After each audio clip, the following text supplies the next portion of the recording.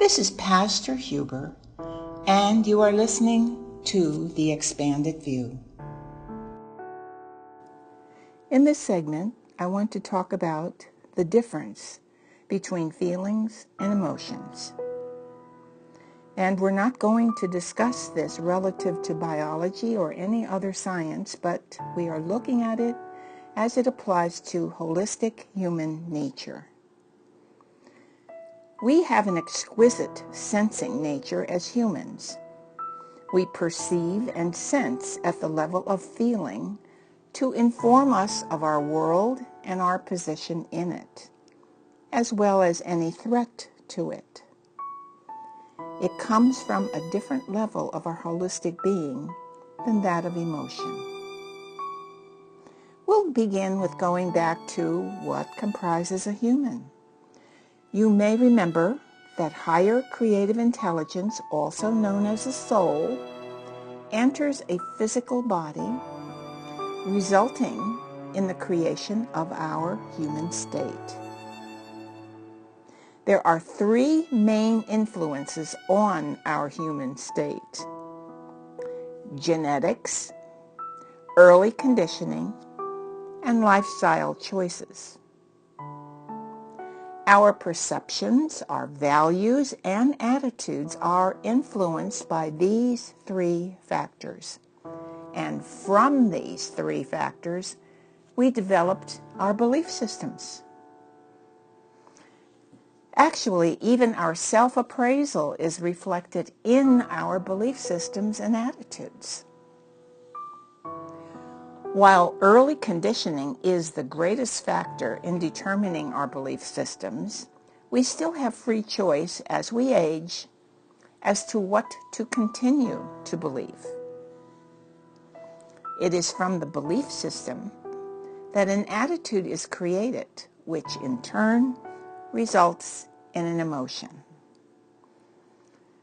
So, the definition of an emotion is that it is an autonomic response to a given held attitude from a stimulus, triggering an instinctual reaction.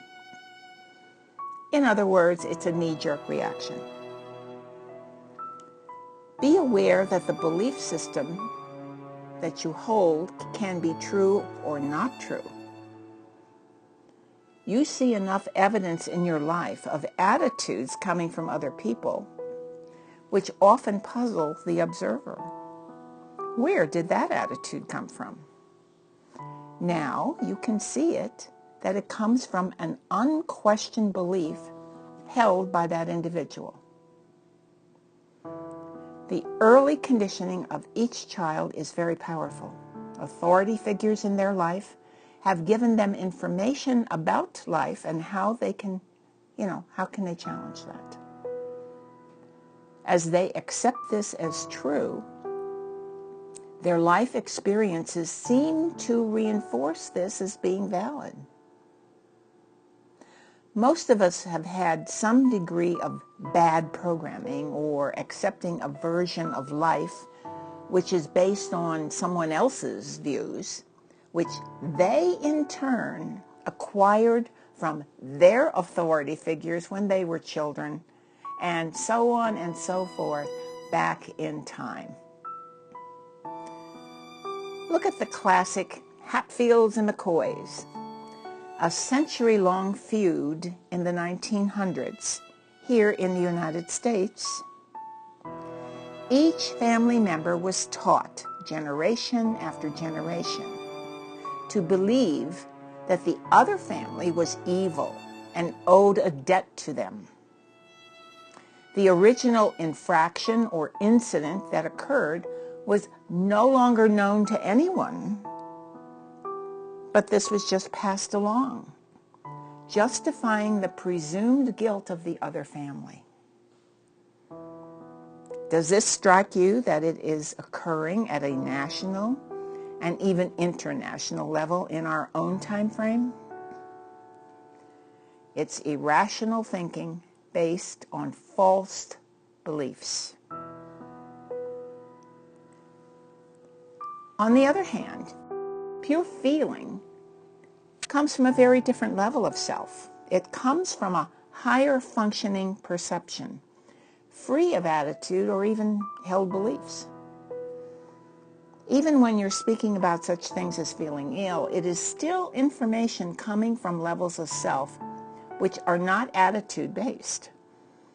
It arises spontaneously from many levels of self, and it is for the greater good of that individual.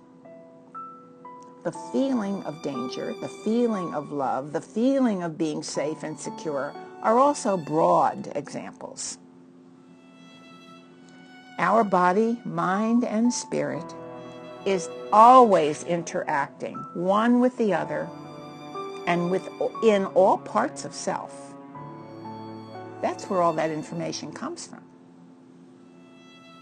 Just as science is finding out in the physical body that communications and interrelationships of our cells and organs is much more than what we learned in basic biology in the past. So you might possibly understand that the new information faintly reflects that body-soul connection. The dynamic interrelationship of all levels of our human life force are completely interlaced, interwoven, until we leave the physical form. If you were to remember the spiritual stem described in a prior podcast, you would recognize that emotion is focused in the second chakra, while feeling comes from the heart chakra, which is a much higher level of human functioning.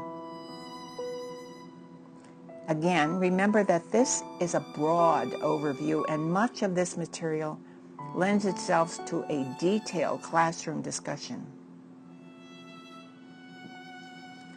Now, the heart chakra is involved in everyday interactions of life if it is understood correctly. It is to work in tandem with the intelligence levels of mind when it is allowed to function that way. It is said that the wise person's thoughts, when they arise, are sent to the heart for evaluation as to its appropriateness or correctness. And when judged by that level, goes back to the brain, where the brain then integrates that information and only then acts on the thought. This pathway of the wise and the wisdom seeker can only be achieved when the individual is free from preconceived views on the topic at hand. The Eastern traditions ask their followers to have a beginner's mind. That is how they describe the person who is free from preconceptions. If you remember, when you were young and came upon something new, it was viewed with curiosity and openness because you had no experience with it.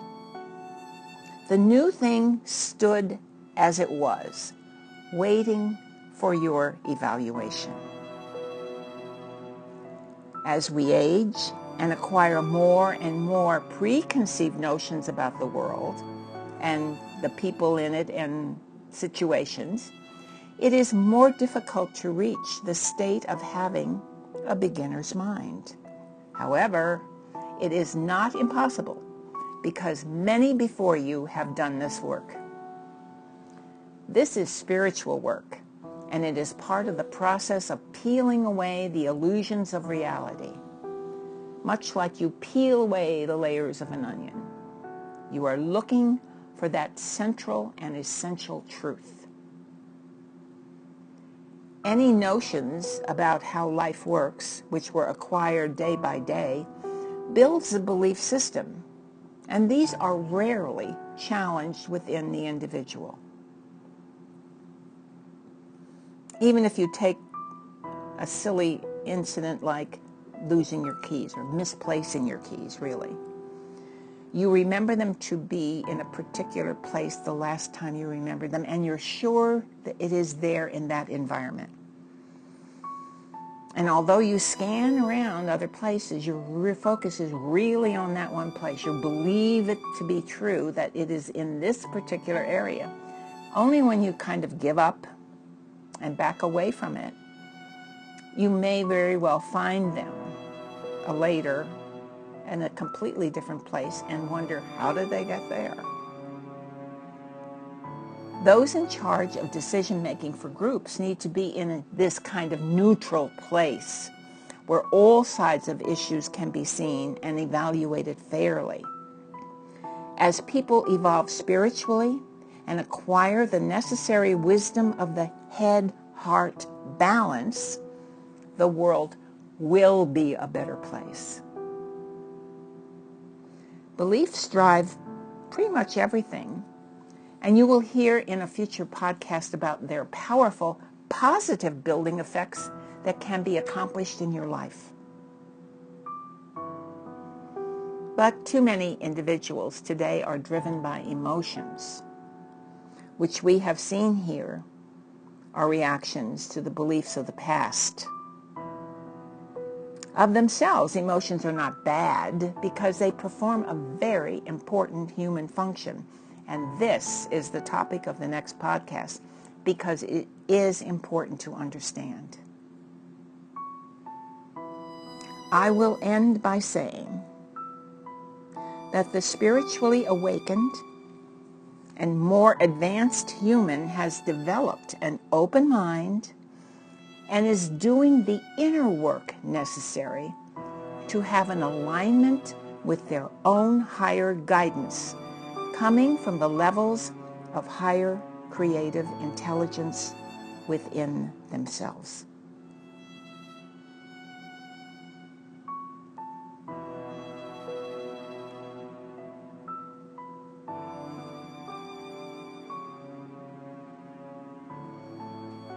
For more insight, please visit www.ccwh.com and follow us on Facebook at Community Chapel of Holistic Healing.